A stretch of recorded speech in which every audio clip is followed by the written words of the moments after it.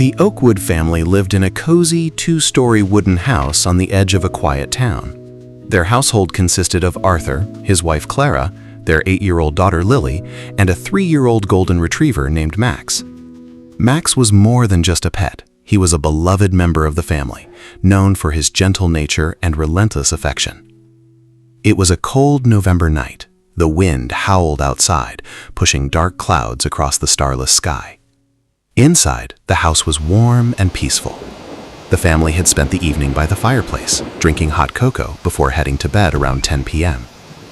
By midnight, the entire house was wrapped in deep silence, everyone fast asleep in their bedrooms upstairs. Down in the basement, however, a silent danger was brewing. An old electrical outlet, tucked behind a stack of cardboard boxes, began to spark. A faint plume of gray smoke snaked into the air, completely unnoticed by any human. Within minutes, the dry cardboard caught fire, and small orange flames started licking the wooden beams of the ceiling. Upstairs, Max was sleeping on his cushion in the hallway. Even in his sleep, his keen senses were at work. Suddenly, his nose twitched. The faint, acrid smell of burning wood drifted up through the floorboards. Max opened his eyes, immediately alert. He stood up, his tail tucked low, sniffing the air anxiously. He trotted down the stairs to investigate. When he reached the basement door, he saw thin wisps of smoke seeping through the cracks. The heat against the door made him back away with a soft whine. He knew something was terribly wrong. Without hesitation, Max turned and dashed back up the stairs. He ran straight to Arthur and Clara's bedroom. He nudged Arthur's arm with his wet nose and let out a sharp, urgent bark. Max, go back to sleep, boy," Arthur muttered, turning over in bed, thinking the dog just wanted an early morning walk. Max knew he couldn't give up. He grunted, jumped onto the bed, and barked louder, tugging gently on Arthur's blanket with his teeth. At the same time, the smell of smoke began to reach the upper hallway. Realizing Max's unusual persistence, Arthur sat up and rubbed his eyes. "Max, what's wrong?" he asked, his voice thick with sleep.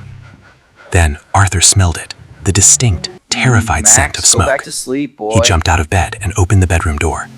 A cloud of dark smoke rolled into the room from the hallway. Just a second later, the smoke detector finally shrieked into life, its piercing alarm echoing through the house. "Clara, wake up! Fire!" Arthur shouted. Clara bolted awake, panic instantly setting in. "Lily!" she cried out. Max didn't wait for them. He sprinted down the hall toward Lily's room. The little girl was fast asleep, confused and terrified by the deafening alarm. Max pushed her door open with his snout, leaped onto her bed, and licked her face vigorously while barking to keep her awake and moving. Arthur ran in right behind Max, scooping Lily into his arms. "We need to get out now. Don't go down the main stairs," Arthur called to Clara, noticing thick smoke pouring up from the ground floor. They rushed toward the back exit through the master bedroom's balcony, which had an exterior staircase leading to the garden. Max stayed right at their heels, constantly checking behind him, as if making sure no one was left behind. As soon as they burst out into the icy night air and reached the safety of the front lawn, the basement window shattered and bright orange flames burst through the lower level of the house. Neighbors were already running into the street, dialing emergency services.